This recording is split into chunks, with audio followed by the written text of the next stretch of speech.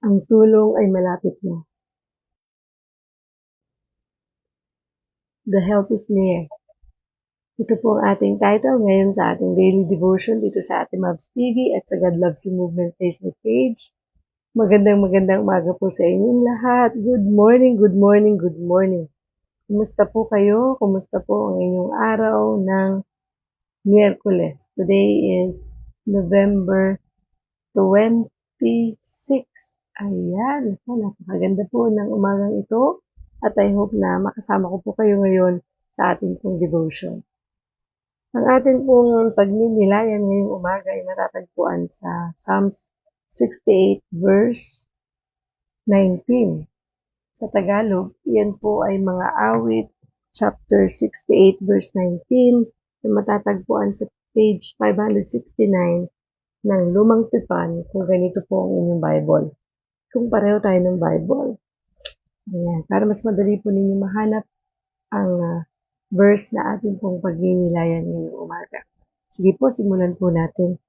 Ang sabi po dito sa Psalm 68 verse 19, New International Version. Praise be to the Lord, to God our Savior, who daily bears our burdens. Sabi naman po sa Tagalog, Magandang Balita, Biblia. Mga awit 68 verse 19, Purihin ang Panginoon, ang Diyos nating nagliligtas, dinadala araw-araw ang pasanin nating hawak. Praise be to God. Manalangin po tayo. Panginoong Diyos na makapangyarihan sa lahat, kami po ay nagpapasalamat sa napakagandang umagang ito. Salamat, ginising mo kami, Panginoon, ng may kalakasan at ng bagong pag-asa. Puspusin mo kami, Panginoon, ng iyong pag-ibig at ng iyong banal na spirito. Tulungan mo kami, Panginoon, na matuto sa mga bagay na nais mong matutunan namin sa pamagitan ng devotion na ito. Give us the wisdom, the knowledge, and the understanding, Lord. Be with us, Father. Tanging boses mo lang ang siyang marinig. Itago mo ako sa iyong likuran at ikaw lang ang mapapurihan, matanghal at madakila sa mga sandaling ito. Thank you, Jesus. Thank you, Father God. Nais lang namin ibalik ang pinakamataas na papuri at pagsamba sa iyong dakilang pangalan. In Jesus' name we pray. Amen and amen. Thank you, Lord. Thank you, Jesus. Thank you, Father God. So again, kumusta po kayo? Magandang umaga po muli sa inyong lahat and welcome po sa ating pong daily devotion live dito sa ating Mavs TV at sa God Loves You Movement Facebook page. So ang ating pong verse sa pagninilayan, basahin po natin ulit. Ito po ay matatagpuan sa Psalm 68 verse 19 sa New International Version. Ang sabi po dito, Praise be to the Lord, to God our Savior, who daily bears our burdens. Sabi naman po sa Tagalog, Magandang Balita, Biblia. Purihin ang Panginoon, ang Diyos nating nagliligtas, dinadala araw-araw ang pasanin nating hawak. Hallelujah. Thank you, Lord. Thank you, Jesus. Napakabuti ng Panginoon para muli paalalahanan tayo na siya ang ating tagapagligtas, ang tunay na nagdadala ng araw-araw nating pasanin dahil hindi tayo nag-iisa sa ating mga pinagdaraanan. Thank you, Lord. Thank you, Jesus. Kaya naman, ang ating pong title ngayong umaga is Help is Near. Yan. Malapit ang tulong, no? Saan nagmumula ang tulong na yan? Walang iba kundi sa ating Panginoon. Check ko lang po yung ating pong sound. Baka ako'y walang sound. Mahina. Ayan, please God. Walang problema yung sound natin. Sige po. So medyo naman yung boses natin dahil sa panahon. Umuulan, may bagyo po, no, sa bandang Bicol at yung iba affected ulit, no, sa mga taga Cebu. At parang kanina, may nabasa po ako na may lindol na naman sa Davao. So mag-iingat po tayong lahat. Kung hindi naman kailangan lumabas, manatili na lang po sa ating mga tahanan at magdasal at humingi ng tulong sa ating Panginoon sa mga nangyayaring ito. Kaya nga po napaka-timing ng ating pong pagninilayan o ng ating pong devotion ngayong umaga. Help is near. Ayan. So we weren't created to go through life carrying heavy burdens that weigh us down. Hindi tayo nilikha ng Diyos para dumaan sa buhay na ito na wala ng ibang ginawa kung hindi bitbitin yung mga pasanin ng buhay natin para panghinaan tayo, para mawalan tayo ng pag-asa, para matakot tayo. Kung hindi, thankfully, hindi natin kailangan gawin ito. Dahil meron siyang pangakong binitawan sa atin sa Matthew 11 verse 28 to 30 na sinasabing, "Come to me, all you who are weary and burdened, and I will give you rest. Take my yoke upon you and learn from me, for I am gentle and humble in heart, and you will find rest for your souls. For my yoke is easy and my burden is light." Sabi po sa Tagalog para mas lalo nating ma-feel, no? Ang sinasabi ng verse na ito. Sabi po niya sa Mateo 11 verse 28 to 30, "Lumapit kayo sa akin, kayong lahat na nahihirapan at lubhang nabibigatan sa inyong pasanin, at kayo'y bibigyan ko ng kapahingahan. Pasanin ninyo ang aking pamatok at matuto kayo sa akin sapagkat ako'y maamo at may mababang loob.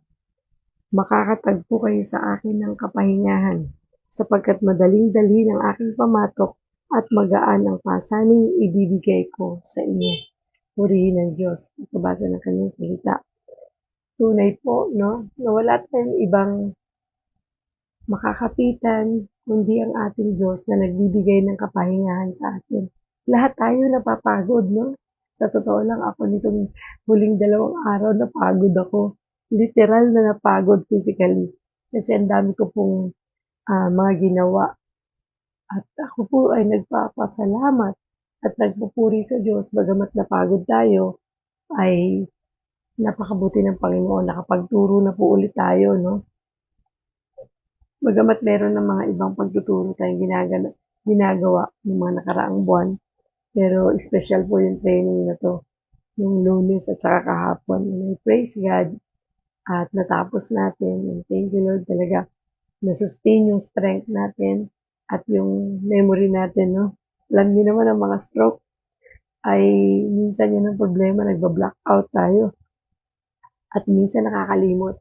And napakabuti ng Panginoon dahil ramdam natin nandun siya palagi, yung kanyang presensya para kayanin natin tapusin yung training ngayon ng ganun katagumpay na. Thank you Lord, thank you Jesus. Kaya I know lahat tayo pagod na.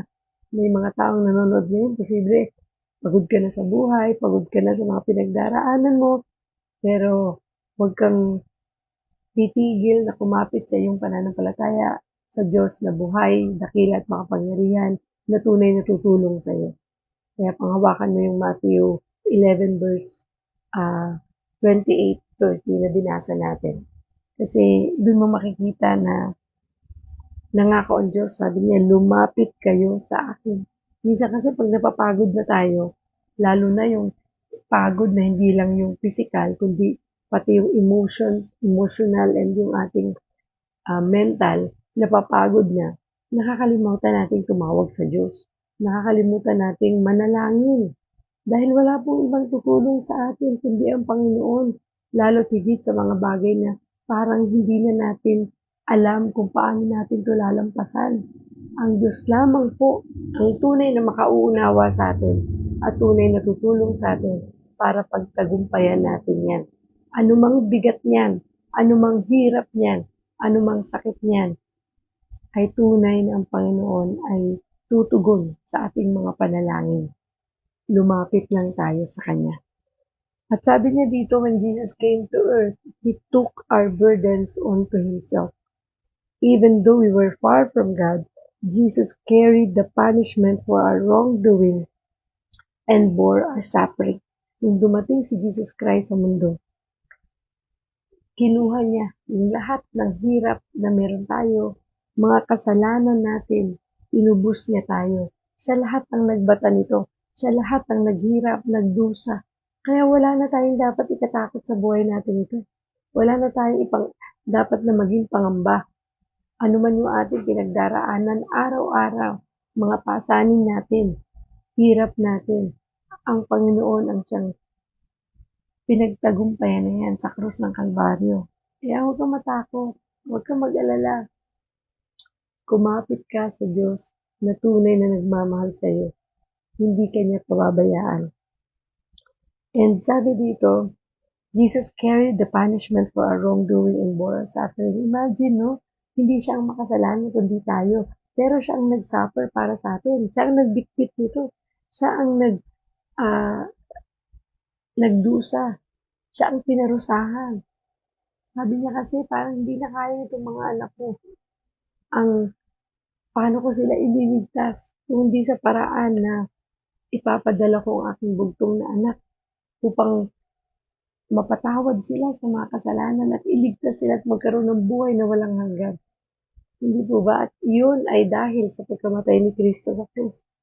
Kaya talagang alam niyo, pag yan ang pinag-uusapan, sobra akong um, nagiging emotional kasi alam mo yung pag-iibig ng Diyos, sobra-sobra. Napakabuti ng Panginoon para makalimot tayo, no? Sa atin, sa mga magagandang bagay na ginawa ng Diyos sa atin. And thank God, sobrang thank you Lord for everything. Yung iyong ginawa na pagpapatunay ng pag-ibig mo para sa amin ay sapat para kami ay magpatuloy na lumaban sa buhay, magpatuloy para magmahal ng kapwa, magpatuloy para magpatawad ng mga taong nagkasala sa amin. Kasi kung ang Diyos nga pinatawad tayo sa ating mga kasalanan, tayo pa ba ang hindi magpapatawad? Yung para dahil sa kabutihan ng Panginoon, dahil sa kanyang pagligtas sa atin, pagtubos sa ating mga kasalanan, pagmamahal na walang katumbas, parang nakakahiyang hindi sumunod sa kanya, no? Para bang sino ako para hindi sumunod sa Panginoon? Sino ako para hindi magmahal ng kaaway? Sino ako para hindi magpatawad? Ipinatawad niya ako ng Diyos. Kaya thank you Lord talaga for this reminder today. And because of that, we have a Savior who understands and has compassion on us. Imagine, meron tayong Diyos na tunay na tagapagligtas natin. Binigyan tayo ng buhay na walang hanggan. Kasi dalawa pong buhay natin kahihinatnan. Isang buhay na walang hanggan at isang walang hanggang kamatayan.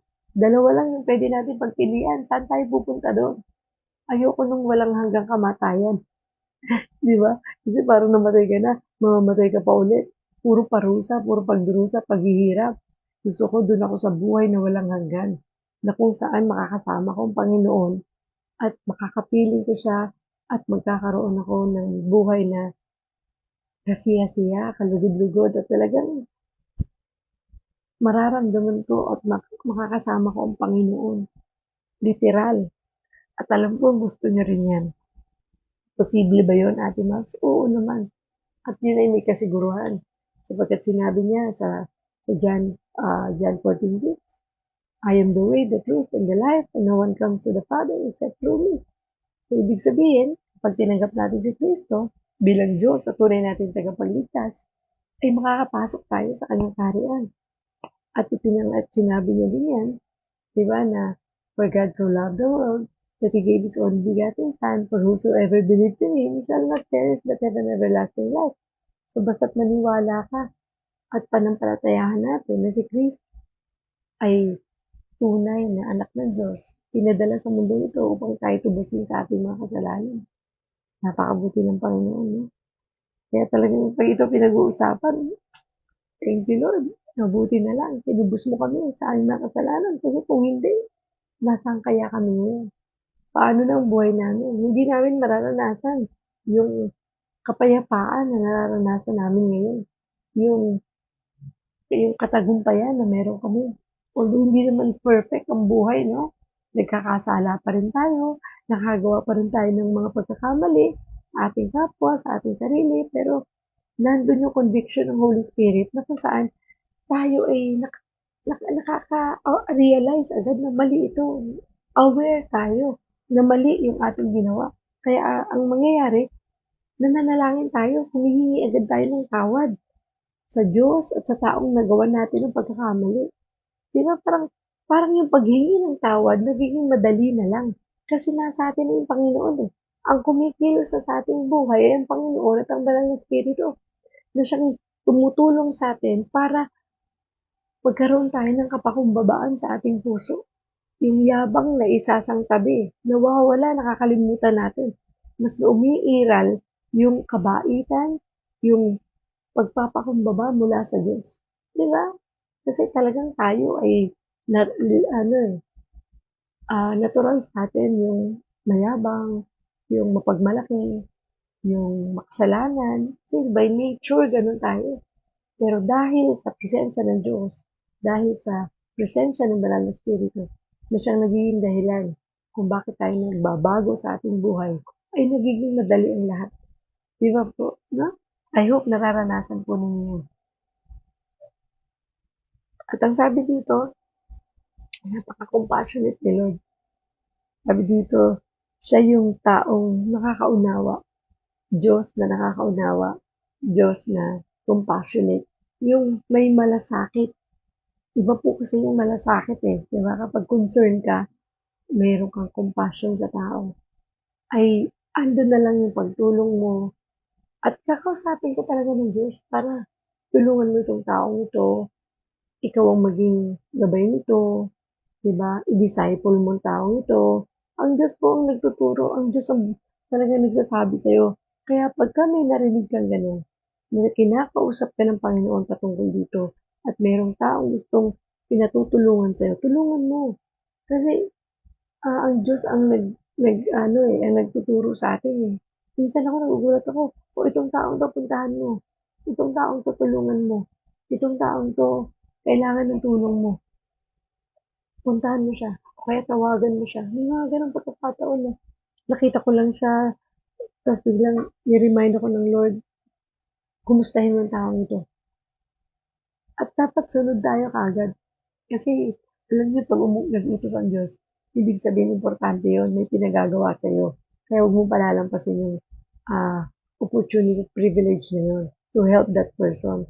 Kasi maaaring hindi ka man makatulong sa financial, pero pwede kang tumulong pagdating sa prayer. Di ba? Huwag nating lalanglangin lang ang prayer. Sabi ng iba, prayer lang kaya ko ibigay sa iyo. Ano po? Huwag mo sasabing prayer lang. Hindi nilalang ang prayer. Because yung prayer ay pagdulog sa Diyos, paghingi at pagpapakumbaba sa Diyos. Sa Diyos natin yun idinudulog yung kanyang sitwasyon o sitwasyon ng tao na kailangan natin panalangin. Imagine mo, idinulog mo sa makapangyarihang Diyos, sa Diyos na kayang gumawa ng himala, sa Diyos na kayang magpagaling, sa Diyos na tunay na nagmamahal sa iyo at sa akin. Ano, huwag mong lalang-langin yun kasi pag dinulog mo sa Diyos, yung panalangin na yun, mas higit sa kayang ibigay ng mundo ang pwedeng ibigay ng Diyos sa taong ipinanalangin mo. Kaya higit pa dun, di ba? Kahit na kailangan niyo ng pera, wala kang perang pwedeng ibigay sa kanya, pero pwede mo siyang ipanalangin. Kaya siyang bigyan ng Diyos. Kaya siyang tulungan ng Diyos sa pamamagitan ng panalangin mo. Kaya napakahalaga po nun. Diba? At may sinong taong aayaw na ipanalangin sila. Kaya nga nagiging daan yung panalangin pag yung gusto mo mag-share ng Word of God. Simulan mo sa, oh, gusto mo ba ipanalangin kita? Okay lang ba ipanalangin kita? Sinong taong aayaw na ipanalangin sila? Di ba? Kasi alam nila, pag pinag-pray sila, ay magkakaroon sila kagaanan ng loob, ng katuparan sa mga prayer request nila, magkakaroon sila ng answered prayer. So, magkakaroon sila ng kagalingan sa kanilang karamdaman kung may sakit sila. Diba? So, walang aayaw. So, after maipag-pray yung tao ito, doon ka na magsimulang mag-share. Diba? Gusto mo, sabihin mo na sa kanya na, alam mo, napakabuti talaga ng Panginoon. Ano? Ang sarap magdasal sa Diyos na buhay, dakila at makapangyarihan sa lahat. Kasi nagdadasal tayo sa Diyos na buhay. Yung Diyos natin buhay. Ang sarap kumausap sa Diyos na buhay. Kasi naririnig tayo, nararamdaman tayo, naiintindihan tayo, and a God is compassionate, may malasakit sa atin, concern sa atin, yung walang ibang iniisip, kundi ang ikabubuti natin. Diba? Ang sarap magdasal sa ganung Diyos. At Kapag yun ang kinukwento mo sa taong kausap mo, makikinig siya kasi pinag-pray mo na siya eh. At maibabahagi mo ng kabutihan ng Diyos kanya. At ang mabuting balita na kung saan pwede niyang tanggapin si Kristo bilang Diyos at tunay niyang tagapagligtas. Hallelujah. Diba? So, magsisimula lang yan sa panalangin. Kaya maraming kaparaanan ng Diyos para tayo ay makapagbahagi ng salita ng Diyos. Kaya nga po, please, huwag kayong titigil na magbahagi ng salita ng Diyos sa ibang tao. And this Savior, Jesus Christ, meets us in our mess and invites us to find rest in Him. This Savior is God with us. Ang ating tagapagligtas ay nakita natin siya, naramdaman natin siya noong mga panahon tayo ay nasa kaguluhan ng buhay natin, sa panahon tayo ay natatakot, sa mga panahon tayo ay lugmok, sa mga panahon tayo ay punong-puno ng kabigatan sa ating mga puso, di ba? Ganun kabuti ang Diyos, di niya tayo pinakatagpo. Kaya nga, di ba pag down na tayo, at parang wala na, doon na tayo minsan na nagdadasal eh. At praise God kung yun ang ginagawa natin. Kasi may mga ibang tao sa ibang paraan, kinukuha yung para sila daw ay makalimot, ang ginagawa ng iba, umiinom, nag-unwind daw, lumalabas, nagbabar hopping, pero lahat yun pansamantala lang. Maaaring malimutan mo mga problema mo doon, pero pansamantala lang ang lahat ng yun. Ang pinakamaganda, kapag dumaranas ka ng pagsubok, lumapit ka sa Panginoon. Dahil yun ang sinabi niya, di ba, sa Matthew 11 verse 28, lumapit kayo sa akin, kayong lahat na nahihirapan at lubhang nabibigatan sa inyong pasanin at kayo bibigyan ko ng kapahingahan. Ang linaw ng sinabi, lumapit kayo sa akin. Kaso iba lumalapit kanino? Sa mga hindi tamang tao na siyang nagiging dahilan pa para mas mapariwara tayo, mas para lalo tayo maligaw, malito, at mas lalo natin pinarurusahan ang ating sarili. Na imbis na isuko natin ang lahat ng ating pinagdaraanan sa Diyos, ay mas magiging magaan ang lahat. Subukan po ninyo na kapag tayo ay dumaranas ng pagsubok, iluhod mo sa Diyos yan. Ilapit mo sa Kanya, iiyak mo, at talagang you surrender everything to Him.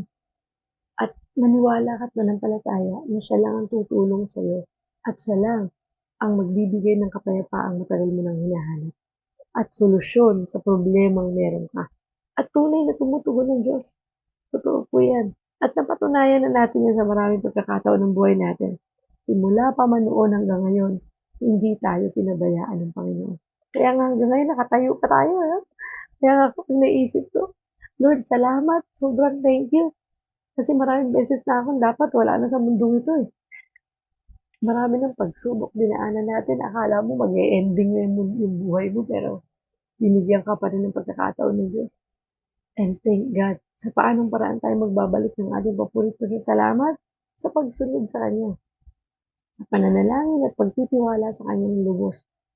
Trust in the Lord with all your heart. Kaya na naman ako, and lean not on your own understanding. In all your ways, acknowledge Him and He will direct your path. Life verse ko po kasi yan. Kaya talagang laging yan ang binibitbit ko talaga. Kasi pag nagtiwala ka ng buong buo, ng buong puso sa Diyos, hindi ka maliligaw eh. Tutulungan ka niya. And sabi niya dito, praise be to the Lord, to God our Savior, who daily bears our burdens. Yun yung sinabi sa Psalm 68 verse 19 na atin pong binasa ang verse ngayong araw na ito, na tunay naman na dapat papurihan natin ang ating Diyos na buhay dahil talaga pong kalugod-lugod siya at tunay na ating tagapagligtas. Kaya He deserve all the highest praise. At siyang nagdadala ng araw-araw nating burden. Akala lang natin, parang feeling mo pinabayaan ka na kapag may problema ka, pagsubok ka, na para bang ikaw na lang ang may problema. Hindi po. Ang Diyos ang tunay na nagbata niyan, ang tunay na nagdusa niyan sa krus ng Kalbaryo.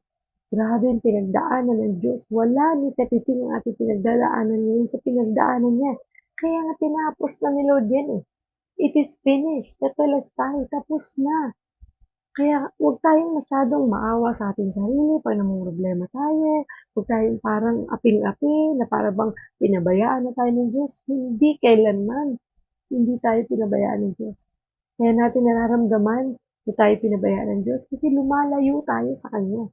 Imbis na tayo manalangin sa Kanya, mas kumakapit tayo sa sasabihin ng ibang tao, kumakapit tayo sa material na bagay na meron tayo. Mas kumapit tayo sa Diyos na tunay na nagmamahal sa atin at magbibigay ng solusyon sa lahat ng ating pinagdaraanan at tunay na magbibigay ng kapahingahan sa iyo at sa akin. Thank you, Lord. King David wrote the psalm hundreds of years before Jesus' arrival. But even then, God was illustrating to people that His character was constant and He was trustworthy. Imagine niyo po yung binabasa nating verse ngayong araw na to sa Psalm 68 verse 19. Ito yung sinulat ni King David 100 years before pa dumating si Jesus Christ. Pero noon pa man, pinakita na ng Diyos, in-illustrate na niya sa lahat ng mga tao ang kanyang karakter na siya ay constant, hindi siya pabago-bago. Siya ang Diyos noon, ngayon, magpakailanman. At siya ay katiwa-tiwalang Diyos. Diba? Napakarami na character sa Bible ang nagtiwala sa Panginoon at tunay na hindi sila binigo ng Diyos. Imagine mo, mismo mga Israelita na sobrang titigas ng ulo ay hindi pinabayaan ng Diyos. Tayo pa ba na mga lingkod ng Diyos at anak ng Diyos ang hindi niya iingatan? Tayo pa ba ang pababayaan niya? Tayo ay mga tagapagmana ng Diyos. Anak niya tayo eh. Di ba? Kaya napakabuti ng Panginoon para sa kanyang mga pangako. And sabi niya po dito, God watched over Noah when the earth was flooded in Genesis 8 verse 1. Genesis pa lang, sinabi na ito ng Diyos, and He made a covenant with Abraham to bless, protect, and multiply his descendants. Na pararamihin niya, kasing dami ng mga bituin ang kanyang ang mga susunod sa kanya. Sinabi niyan sa Genesis 17 verse 4 to 7. Sabi dito, ito ang aking tipan sa iyo, ikaw ay magiging ama ng maraming bansa. Hindi na Abram ang itatawag sa iyo, kundi Abraham, sapagkat ngayon ginagawa kitang ama ng maraming bansa. Pararamihin ko nga ang iyong lahi at magtatatag sila ng mga bansa at may magiging hari sa kanila. Tutuparin ko ang aking pangako sa iyo at sa iyong lahi habang panahon at ako'y magiging Diyos ninyo. Hallelujah. Parang pag binabanggit niya to, parang ikaw si Abraham na kinakausap ng Diyos, eh, no? Tutuparin ko ang aking pangako sa iyo at sa iyong lahi habang panahon at ako'y magiging Diyos ninyo. Parang, nung nabasa ko to, parang ako yung kinakausap, no? Tutuparin ko. Thank you, Lord. Diba? Tutuparin ng Diyos ang mga pangako niya sa atin. At hindi lang tayo, ang ating buong lahi, tutuparin ng Diyos yun sa habang panahon. Thank you, Lord. Ang sarap pang hawakan ng pangako ng Diyos. At yan yung mababasa natin sa Genesis. Kaya po, I hope nagsusulat kayo para meron kayong babalikan mamaya. And He took care of the Israelites when they wandered through the wilderness. Diba? Yung sinasabi ko sa kanila, sa inyo kanina, na kahit ang mga Israelita ay hindi pinabayaan ng Diyos. Sabi dito sa chapter 2 verse 7 ng Deuteronomy, pinagpala kayo ni Yahweh sa lahat ng inyong ginawa at hindi niya kayo hiniwalayan sa inyong paglalakbay sa ilang. Sa loob ng 40 taon, hindi kayo nagkulang sa anumang bagay. 40 years nasa wilderness ang mga Israelita, pero hindi pinabayaan ng Diyos. Tayo, ganun din. Diba? Nasa wilderness man tayo, sa mga nasa difficulties in life, mga pagsubok, sakit, karamdaman, hindi tayo pababayaan ng Diyos. Ang daming pangako ng Diyos, no? Na pwede natin panghawakan para tumapang at lumaban tayo sa buhay natin ito ng may katagumpayan. Hallelujah. And He comforted David when people were trying to kill him. Diba? Lahat ng pwedeng pag-iingat na gagawin ng Diyos. Ate Moms, lahat ng binanggit mo, Old Testament yan. Yan ang sabi ng Diyos kanina. Lahat yan. Walang pagbabago sa Panginoon natin. Siya ang Diyos noon, ngayon, hanggang sa panahon natin, henerasyon natin, siya pa rin ang Diyos. Walang nagbago sa kanyang karakter, sa kanyang pag-uugali at pagmamahal sa atin. Tunay na katiwa-tiwala ang ating Diyos na buhay. God has never stopped being true to who He is. He is our ever-present help in time of need. He is our constant source of strength. He is our comforter and our provider. The God that David praises in Psalm 68 is our God. He is the one who continually takes care of us, stooping down to meet us in our mess and carry us out of brokenness. Grabe, isang Diyos na naglikha ng langit at lupa, bumaba sa ating level para abutin tayo, para ipakita ang pagmamahal niya sa atin, para ipadama na siya ay Diyos, na siya ay katulad natin. Nararamdaman niya tayo. Di ba nagkatawang tao siya? Siya si Kristo, nagkatawang tao, bumaba dito sa lupa para ipakita niya, pareho tayo. Di ba? Hindi po siya half-half ha. Half tao, half Diyos, hindi. 100% na tao, 100% human. Fully human and fully God. Ganun ka makapangyarihan ng ating Diyos. Bakit siya kailangan magkatawang tao? Kasi para maabot niya tayo. Para siya yung magsakripisyo para sa lahat ng ating mga kasalanan para matubos tayo. Grabe yung pagmamahal ng Diyos sa atin, no? Siya ang nagpapako sa krus. At yun lang ang gagawin natin. Paniwalaan natin yun. Na siya ang ating kaligtasan. Wala na tayong kailangang idagdag. Wala na. Sapagkat siya lang. Wala nang ibang nakagawa nito para sa atin. Ganun na tayo kamahal. Diba po? Hindi mo na kailangan magpakabait para lang maligtas ka. Hindi mo kailangan tumulong sa buong mundo para maligtas ka. Ang kaligtasan ay ang Diyos lang ang nakapagbibigay. Hindi kailangan ng Diyos ang yaman mo. Ang Diyos ang nagbigay ng yamang meron ka. Sa Kanya galing yan. At yan ay isang katotohanan. Kaya napakabuti ng Panginoon natin para i-remind tayo sa mga ganitong bagay. God is good all the time, and all the time God is good. Thank you, Lord. Thank you, Jesus. Sabi dito, He is the one who continually takes care of us. Nagpapatuloy sa pag-iingat sa atin, sa pagmamahal sa atin, sa kabila ng lahat ng ating pagkukulang, sa kabila ng ating mga patuloy na pagkakasala. Hindi siya tumitigil sa pagmamahal sa atin. At patuloy siyang bumababa sa level natin. Imagine mo, inaabot niya tayo, hinahanap niya tayo pag naliligaw, at patuloy tayong pinaalalahanan na tayo ay na tayo ay makakilala sa Kanya. Diba? Kaya nga iba, patuloy naman din nire-reject ang Diyos. Patuloy na tinatalikuran. Patuloy na hindi sinusunod. Patuloy na hindi nagbabasa ng Bible. Patuloy na hindi nagdadasal. Kapag kinakausap tungkol sa Panginoon, tinatalikuran, inaayawan, parang di ko pa kailangan yun. Busy pa ako eh. Hello? Hindi po hadlang ang Panginoon sa buhay mo. Yung iba kasi parang feeling dagdag si Lord sa pasanin ko pagka tumanggap pa ako sa Panginoon, daming gagawin, ang daming susundin. Hindi ganun ang Diyos. Kailangan natin ng Panginoon sa buhay natin ito. We need Jesus Christ. At yan isang bagay na hindi natin pwede ipagkaila. Kailangan natin ng Panginoon sa buhay natin ito. Kasi nasa mundo pa tayo and we are not perfect. Ang daming temptation sa paligid. Ang daming problemang nakaabang sa atin araw-araw ng buhay natin. At kung hindi natin makakasama ang Panginoon sa buhay na to, hindi natin kakayaning dumaban. Hindi natin kakayaning magtagumpay sa buhay na ito. Dahil sa dami ng mga problemang pwede pa natin maranasan sa araw-araw. Hindi natin kontrol yan. Ang Diyos lang ang may kontrol dyan. Kaya kung wala kang Panginoon sa atin, paano natin kakayanin to? Paano tayo magtatagumpay? Kaya kung hanggang ngayon ay nagdadalawang isip ka pa sa pagtanggap sa Panginoon bilang Diyos mo, tunay mong tagapagligtas dahil feeling mo, dagdag burden si Lord sa'yo. Please, huwag ganun. Kailangan natin ng Panginoon.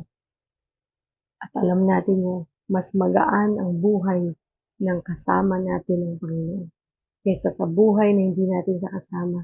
Ang bigat, ang gulo, ang hirap, at ang lungkot. Diba? Ibang kagalakang merong Panginoon sa puso. At merong Diyos na lagi kang handang pakinggan. Pag nakakaranas ka ng problema, pag meron kang kasalanang nagawa, tawag ka lang. Lumapit niya, ang sabi niya, di ba? At pakikinggan niya tayo. Ang sarap ng pakiramdam na may kakampi ka. Minsan, yung mga tao sa paligid mo, parang di mo nakakampi lahat eh. Parang lahat sila kontra sa'yo. Pero tandaan mo, merong Diyos na laging kakampi mo sa lahat ng oras at laban ng buhay mo. At parang, di ba minsan, yung mga tao parang feeling mo api ka. Hindi ka api, anak ka ng Diyos eh. Di ba? Lalo na sa mga taong tumanggap na sa Panginoon, tayo mga tunay na anak na ng Diyos. At tayo ay sumuko na sa Panginoon sa ating mga kasalanan. At pinaghari na natin ng Diyos sa ating buhay. Mga anak na tayo ng Diyos. Yan ang ating identity ngayon. Kaya wala na tayong dapat ikatakot sa buhay na ito. Wala na tayong dapat ipangamba. Because tagapagmana tayo ng Diyos. Ang Diyos ang kakampi natin. Ang Diyos ang nagligtas sa atin. Nagbigay ng buhay na walang hanggan. Ano pa ang hindi mo kakayanin sa buhay na ito because of Him. Hallelujah. He daily bears our burdens. Imagine that. Araw-araw ng buhay natin. Katuwang natin ang Diyos sa pagbitbit ng mga dalahin natin. Hindi niya tayo pinababayaan kailanman. And will we still endure hard times? Yes, but we will never have to go through them alone. Hindi naman sinabi eh. Kapag nasa Panginoon na tayo, hindi na tayo daranas ng pagsubok. Kapag nasa Panginoon na tayo, bed of roses na. Hindi.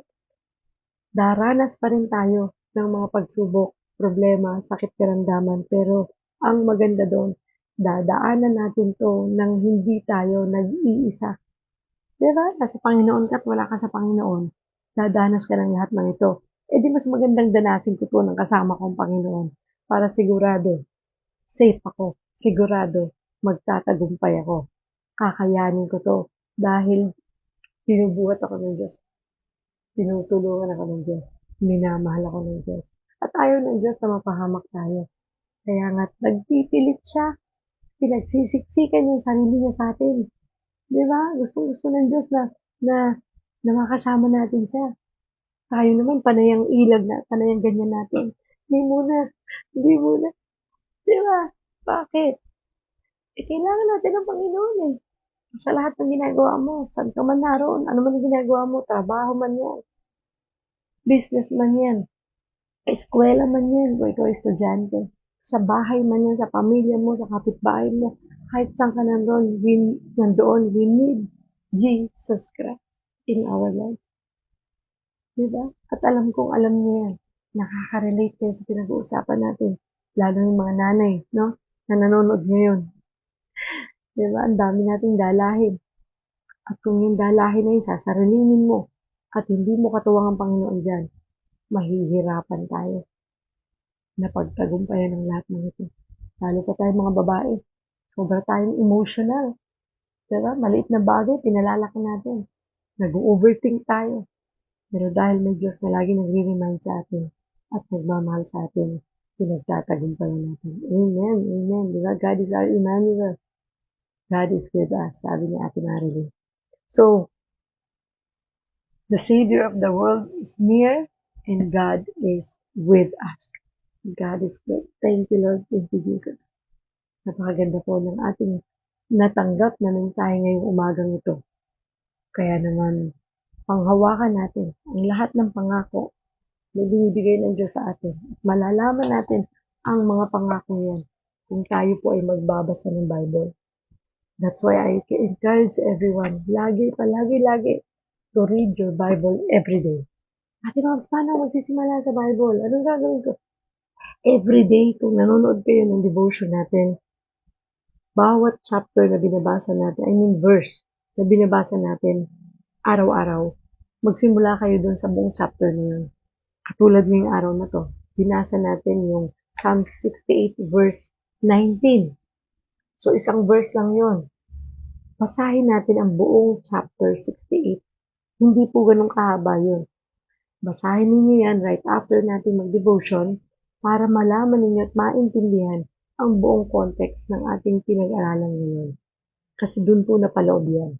Okay? Basahin ninyo ang chapter 68 ng Psalms, mga awit ngayong araw na to. Nasa page 568 yan kung ganito ang Bible ninyo. Napakasarap po na aralin ang salita ng Diyos. Maraming iba at loves, wala na akong Bible na ganyan, pero meron pong app sa mga cellphone niyo na pwede ninyong i-install para doon kayo magbasa ng Bible. Kaya wala na pong dahilan ngayon para hindi mabasa ang Bible. Kasi nasa cellphone yun eh. I-install nyo na lang. Kung hirap kayong mag-install, patulong kayo sa inyong mga anak, sa inyong mga apo. Diba? Kasi wala nang imposible ngayon para mabasa natin yan. So please read your Bible every day. We need Jesus Christ. At hindi nagtatapos sa pagtanggap sa Panginoon ang buhay natin ito bilang Kristiyano. Kailangan natin siyang kilalanin na mas malalim para nang sa ganon lumalim din ang ating pananampalataya sa Kanya at ang ating pagtitiwala sa Diyos. Kasi pagka po ginagawa lang natin ang pagiging Kristiyano natin kapag linggo, dahil linggo nagsisimba ako, Ate Mads, pag linggo nagpe-praise and worship naman, nag-worship service ako, umate naman ako doon, okay na yun. E paano yung Monday to Saturday mo? Kung linggo lang pala si Lord active sa'yo. Di ba? Araw-araw ng buhay natin, kumakaharap tayo ng pagsubok, kumakaharap tayo ng problema, sakit karamdaman, temptations. Kung wala ang Panginoon sa araw-araw ng buhay natin, paano tayo magtatagumpay? So please, ang Diyos kailangan natin araw-araw ng buhay. Kaya nga tayo nagde-devotion every day para magabayan tayo ng Diyos. So, I hope na yung devotion na ito ay hindi lamang devotion na pinapanood ninyo araw-araw, kung hindi magkaroon kayo ng personal devotion din ninyo with the Lord. Before or after ng devotion na ito, nananalangin na kayo. Pagdilat pa lang ng mga mata nyo, pray, pray, pray, and pray. Pray unceasingly. So, manalangin po tayo.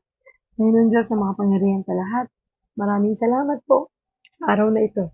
Sa umagang ito na kami muli mong kinausap, muli mong pinaalalahanan sa iyong pag-ibig sa amin. Salamat o Diyos, pinaalalahanan mo kami nandyan lang ang pagtulong mo palagi na ikaw ay malapit sa amin at wala lang kaming ibang gagawin kundi lumapit sa iyo, tumawag sa iyo at panalangin kapag dumaranas kami ng mga problema at pagsubok sa aming buhay.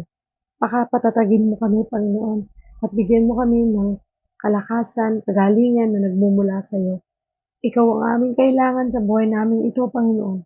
Kaya kami naman ay humihingi ng kapatawaran sa aming mga kasalanan at humihingi ng pangunawa mo, Panginoon, sa aming mga kahinaan. Alam namin, O Diyos, nasa flesh pa kami at kami ay tunay na minsan natitempt na gumawa ng mali. Patawarin mo kami, Panginoon. Tulungan mo kami, O Diyos, sa araw-araw ng buhay namin. Nawa, O Diyos, ay maging priority ka namin sa lahat ng aming ginagawa. Laging ikaw ang una, Panginoon, sa lahat ng aming gagawin sa buhay namin ito, sa aming mga plano, sa aming mga desires, sa aming mga pangarap, ay nawa ikaw ang laging una. At pangunahan mo rin kami, Panginoon, at lagi mo kami tatapakin, Lord, na kapag sa oras na kami nakakalimot sa iyo. Maraming salamat for everything, Lord. Itinataas ko rin sa iyo, Panginoon, ang lahat ng mga taong sumabay sa aming devotion ngayon. I-bless mo sila, sampunan ka ng pamilya, ingatan mo sila, Panginoon. Tulungan mo sila, Lord, sa lahat ng kanilang mga pangangailangan. Tulungan mo sila, Lord God, sa mga panahon sila ay pinanghihinaan. Sa mga panahon sila ay nawawalan ng pag-asa. At sa mga panahon sila ay may mga sakit, karamdaman. At lalo tigit sa mga panahon sila ay natatakot, Panginoon. Tulungan mo sila, O Diyos. At nawa, Panginoon, gamitin mo kami bilang iyong mga lingkod na makapagpalaganap din ng iyong salita at makapagbahagi ng iyong mabuting balita sa ibang tao.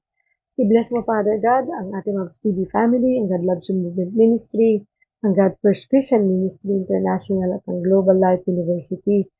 Alam namin, Panginoon, ang lahat ng ito ay ginagamit mo upang makapagpalaganap ng iyong mabuting balita. I-bless mo rin, Panginoon, ang lahat ng simbahan sa buong mundo at lahat ng mga kapastoran, leaders ng mga churches na patuloy na naglilingkod sa iyo at nagiging tapat sa iyong paglilingkod. Thank you for everything, Father God. We love you, Lord Jesus. Pakaingatan mo rin, Panginoon, ang bansang Pilipinas. Ano man ang pinagdaraanan ng bansang Pilipinas, kailanman hindi mo ito pinabayaan.